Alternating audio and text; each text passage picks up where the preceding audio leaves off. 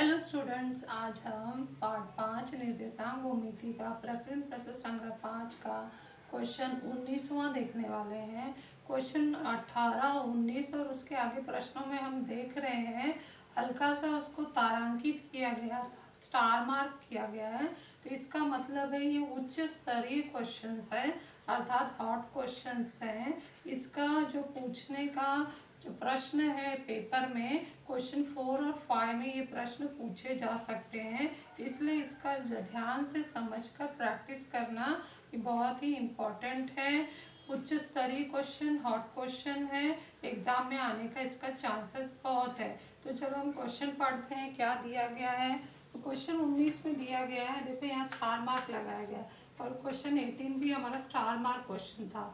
बिंदु P Q R S के कारण रेख ए बी 5 सर्वांग समभागों में विभाजित होता है, और यदि ये पी क्यू आर एस कैसे है, A P Q R S भी एक रेखीय है और क्यू 12, 14 दिया है तथा एस 4, 18 हो, तो ए पी आर बी के निर्देशांक ज्ञात करो। तो हम क्या करते हैं, ए बी रेख बना लेते हैं, उसमें पी क्यू आर एस अंदाज से इस तरह रखते हैं कि वो 5 सर्वांग समभागों में जाए, 1 भाग, 2 भाग, 3 भाग, 4 भाग, 5 भाग।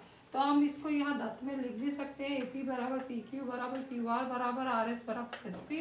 दत्त दिया है, सब पर सर्वांक्षण का चिन्ह भी लगा देना है, और जो निर्देशांक हमें दिया है वो लिखना है। क्यू 12, 14 दिया है और एस जो है 4, 18 दिया है। उसके बाद हम ए का, बी का, क्यू का, आर का, एस का, बी का निर्देशांक मान लेंगे। सबका मानना है, जिसका दिया है, जिसका नहीं दिया है सबका मान लेना है, ताकि हल करने में आसानी हो।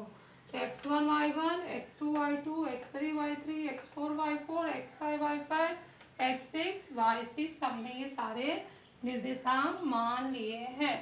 उसके बाद हम देखते कैसे इसको हल करना है।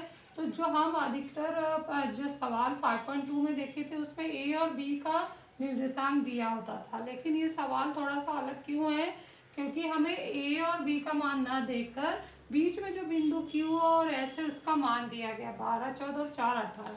तो उससे क्या होता है कि थोड़ा सा सूत्र अलग हो जाएगा। ऐसे सवालों में हमने पहले विभाजन सूत्र और मध्य बिंदु सूत्र लगाए थे। अब हमें देखें तो हम क्या लगा सकते हो, देखते हैं। तो यहाँ ध्यान से देखें तो बिंदु आर क्यू एस का मध्य बिंदु है, तो आर को ज्ञात करने के लिए मध्य बिंदु का सूत्र आएगा। उसके बाद आर ज्ञात हो गया तो आर भी में देखें बिंदु एस मध्य बिंदु है, आर हमें पता है, एस हमें पता है, तो मध्य बिंदु सूत्र से बी निकाल सकते हैं। और इस तरफ हमें आए तो आर भी मालूम है, क्यू भी मालूम है, तो पी आर का मध्य बिंदु क्यू हो गया, तो जिसकी वजह से मध्य बिंदु सूत्र लगाकर हम पी निकाल सकते हैं। अब इस तरफ आगे बढ़े तो ए क्यू, रेख ए क्यू का मध्य बिंदु पी है, तो हमें क्यू पता है, पी अभी ज्ञात किया, तो उसकी वजह से हम ए भी मध्य बिंदु सूत्र से निकाल सकते हैं। तो इसका मतलब है हर जगह हमने मध्य बिंदु सूत्र लगाया। तो थोड़ा सा हमने इसको सोच लिया और पता लगा लिया कि कैसे करना है। तो चलो हम शुरू करते हैं, मध्य बिंदु सूत्र से सारा करते हैं, लेकिन उससे पहले हर बार हमें लिखना होगा कि कौन किसका मध्य बिंदु है, तभी हम मध्य बिंदु सूत्र लगा सकते हैं। तो सबसे पहले हम रेख क्यू एस लिखते हैं, बिंदु आर रेख क्यू एस का मध्य बिंदु है, इसलिए मध्य बिंदु सूत्र से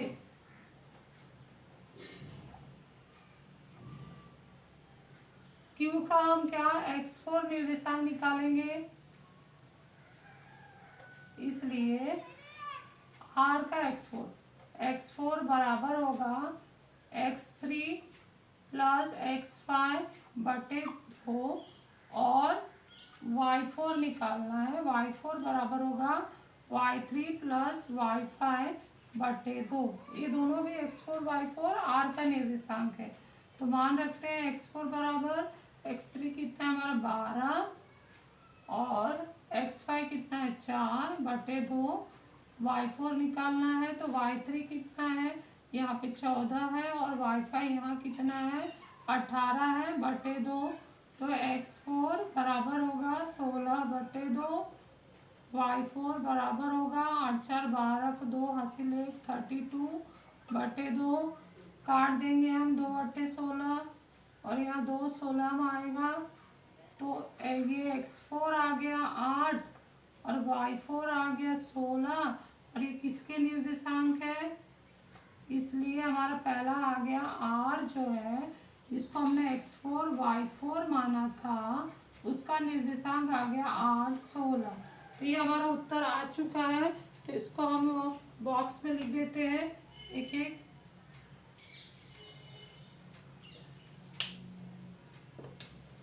और यहाँ भी हम पेंसिल से लिख सकते हैं कि हमारा ये मान आ चुका है जिसका मान हमारा 8 16 है। नेक्स्ट हम चलते हैं बिंदु एस को रेख आरबी का मध्य बिंदु लेते हैं। यहाँ ये भी पता है और ये भी पता है, तो ये निकाल सकते हैं, ये मध्य बिंदु है। तो नंबर 5 पे लिखते हैं कि बिंदु एस रेख आरबी का मध्य बिंदु है।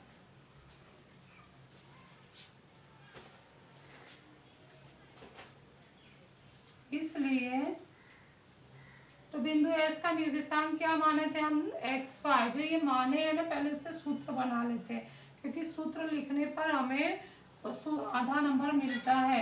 तो इसमें पहले सूत्र लिखना है, तो x5 का सूत्र बनाते हैं x4 और x6, x4 प्लस x6 बटे 2 और y5 का मान निकालते हैं y4 प्लस y6 बटे 2। तो x5 बराबर हो गया, x4 क्या होगा हमारा 8 धन x6 हमें निकालना है और x5 की जगह पे हम मान रख देते हैं 4 बटे 2 और यहाँ y5 हमारा कितना है 18 है और y4 हमने कितना निकाला है 16 धन y6 निकालना है बटे 2। अब इस तरफ आते हैं तो तिर्यक गुणा करते हैं, ये वाला तिर्यक गुणा हो जाएगा 4 दूनी 8 बराबर 8 धन x6 और यहाँ होगा 18 दूनी 36 बराबर 16 धन y6। तो 8 ऋण 8 पक्षांतर कर देंगे x6 0 बराबर x6 आ गया हमारा 0 और ये हो जाएगा पक्षांतर करने से 36 ऋण 16 बराबर y6। 16 इस तरफ आया, धनात्मक है ऋणात्मक हो गया, 36 में से 16 घटा देंगे तो ये 20 आएगा। तो इस तरह से हमारा अगला निर्देशांक आ गया है बिंदु बी का निर्देशांक। नंबर डाल देते हैं 6 बी x6 y6 इसका नाम था, उसका निर्देशांक है 0 और 20। तो हमारा दूसरा भी आ चुका है, तो इसको बॉक्स बना देते हैं।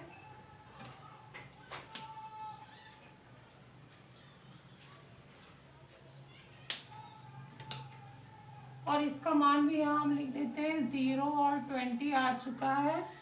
अब हम नेक्स्ट इस तरफ चलते हैं। यहाँ पर हमें Q पता है, R पता है, तो रेख PR के लिए Q मध्य बिंदु है, तो उसके आधार पर हम P का निकाल सकते हैं। तो ये पॉइंट हम लिखते हैं यहाँ पर, बिंदु Q रेख PR का मध्य बिंदु है।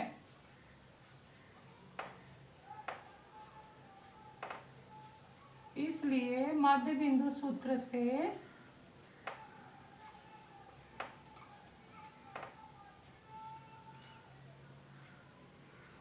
Q का जो मध्य बिंदु है वो हमारा क्या है x3 बराबर x2 प्लस x4 बटे 2, ऐसे सूत्र बनाना है।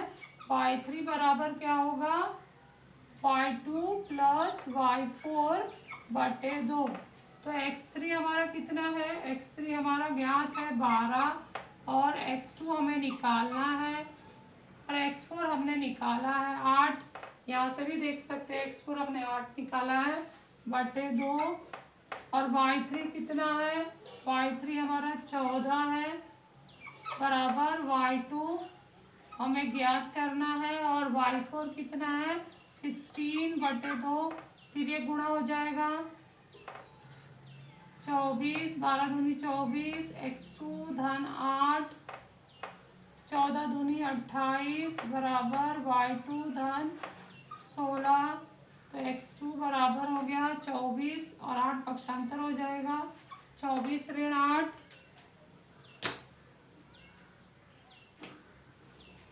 और यहाँ पर हो जाएगा y2 28 ऋण 16, 16 इस तरफ पक्षांतर हो जाएगा। तो x2 बराबर हो गया 16 और y2 बराबर होगा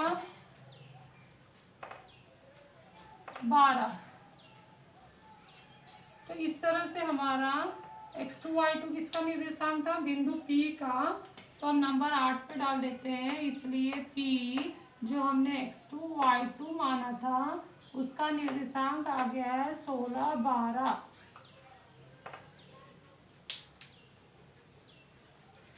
इसको भी बॉक्स बना देते हैं।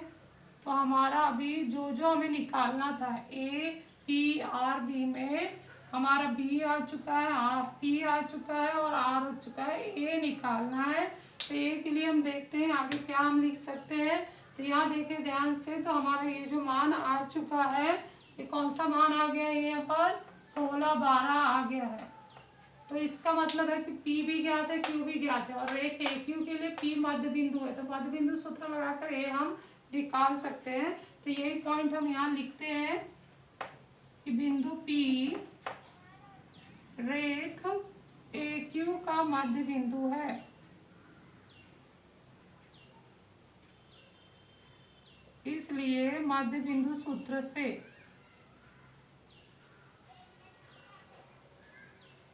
तो हमें बिंदु P के लिए बनाना है सूत्र। तो P का x निर्देशांक x2 है और उसके दोनों इस तरफ के निर्देशांक x1 y1 x3 y3 है। तो ये हो जाएगा x1 प्लस x3 बटे 2। फिर दूसरा y निर्देशांक होगा y2 बराबर y1 प्लस y3 बटे 2। x2 हमारा कितना है 16 बराबर x1 हमें निकालना है और x3 हमारा क्या है 12 बटे 2। y2 कितना है हमारा, y2 हमने अभी निकाला 12 बराबर y1 प्लस y3, y3 कितना हमारा 14 बटे 2। फिर एक गुणा करते हैं तो 16 गुणे 2 बराबर होगा x1 धन 12 और यहाँ पे 12 गुणे 2 बराबर है y1 धन 14। यहाँ से देख सकते हो ये तिर्यक गुणा किया हुआ है।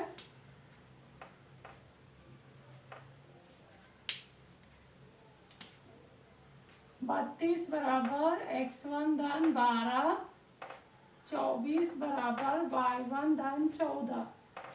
तो 32 ऋण 12 पक्षांतर करेंगे x1, 24 ऋण 14 बराबर y1। ये आ जाएगा हमारा 20 x1 और ये हो जाएगा 10 y1। तो A का निर्देशांक नंबर डाल देते हैं 10वां, इसलिए A जो हमने x1 y1 माना था उसका निर्देशांक हो गया 20 और 10। तो इस तरह से हमारे जो पांचों निर्देशांक हैं, चारों निर्देशांक वो आ चुके हैं। ए क्या है हमारा, ए जो है 20, 10 है, P जो है हमारा 16, 12 है और R जो हमारा है 8, 16 और B 0, 20 है। तो लास्ट के आंसर में हम लिख सकते हैं 11वें नंबर पर जो हमारे ये चार बिंदु जो है, ए का निर्देशांक 20, 10, P का निर्देशांक 16, 12, R का निर्देशांक 8, 16 और B का निर्देशांक हमारा 0, 20 आया है। तो ये हमारा आंसर है। बहुत आसान सा सवाल है, इसे देखकर फेयर में कर लो और प्रैक्टिस करते रहो।